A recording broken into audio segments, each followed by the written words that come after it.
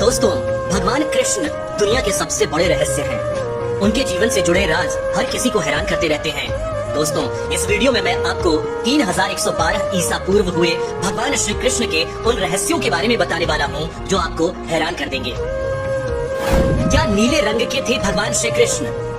दोस्तों, भगवान श्री कृष्ण जिन्होंने धरती पर अवतरित होकर पाप का विनाश किया था, श्री कृष्ण की लीलाओं की कोई सीमा नहीं है। उनके बारे में जितना भी जानेंगे उतनी ही आपकी रुचि बढ़ती जाएगी। जब भी हम भगवान कृष्ण की कोई प्रतिमा या किसी चित्र को देखते हैं तो हमें यही देखने को मिलता है कि हर जगह उन्हें नीले रंग में ही दर्शाया गया है। अब सवाल यह आता है कि इस नीले रंग का रहस्य क्या है? क्यों उनके देह का रंग नीला है? हम आपको इस बारे में बताने जा रहे हैं कि आखिर भगवान कृष्ण या विष्णु का रंग नीला क्यों है। सबसे पहले तो बता दें कि कृष्ण के इस नीले रंग के पीछे कई तरह की मान्यताएं प्रचलित हैं, जिनमें से एक के अनुसार विष्णु जी का संबंध पानी से है, इसलिए उनके जितने भी अवतार हैं उनमें से लगभग सभी का रंग नीला है।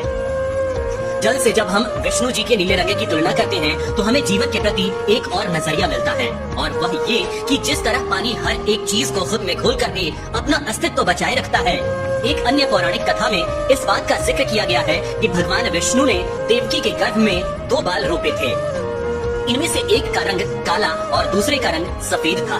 चमत्कारिक तरीके से दोनों ही बाल रोहिणी के गर्भ में स्थानांतरित हो गए और काले रंग के बाल से श्याम वर्ण के कृष्ण का जन्म हुआ और सफेद बाल से बलराम पैदा हुए। इस नीले रंग के पीछे एक और मान्यता है, और वह ये कि प्रकृति की अधिकतर रचनाओं का रंग नीला है, जैसे समुन्दर या नदी का पानी, आसमान। ऐसे में जिस महापुरुष के अंदर इन कृतियों के समान गुण यानी कि जिनमें धैर्य, साहस, समर्पण जैसी भावनाएं हैं, उन्हें नीले रंग में दर्शाया जाता है।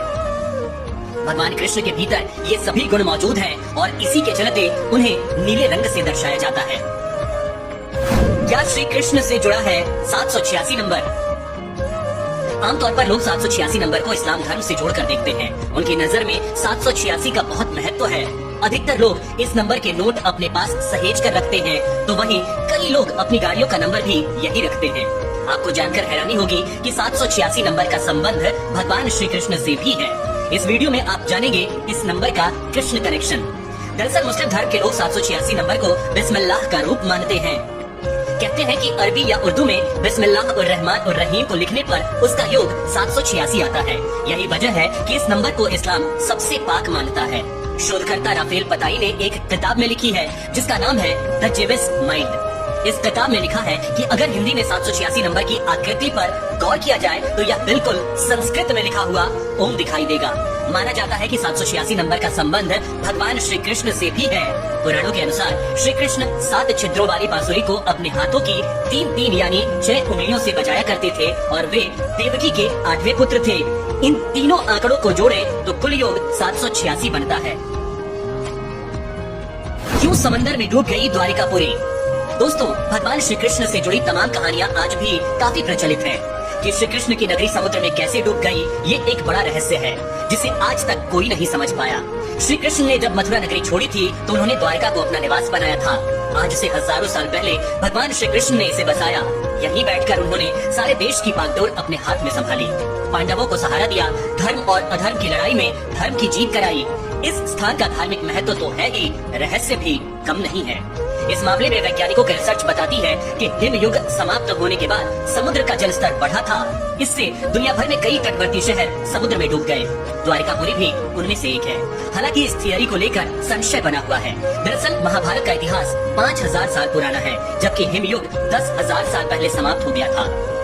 इस मामले में पौराणिक मान्यता है कि श्री कृष्ण ने जब मथुरा छोड़ा तब यदुवंशियों की रक्षा के लिए अपने भाई बलराम के साथ मिलकर द्वारिकापुरी की नींव रखी थी। लेकिन यदुवंश के खात्मे और श्री कृष्ण का जीवन पूर्ण होते ही द्वारिकापुरी समुद्र में समा गई। पौराणिक कहानियों के अनुसार श्री कृष्ण ने करीब 36 साल तक द्वारका पर शासन किया। कहते हैं कि धृतराष्ट्र की पत्नी गांधारी और ऋषि दुर्वासा ने यदुवंश के नष्ट होने का श्राप दिया था।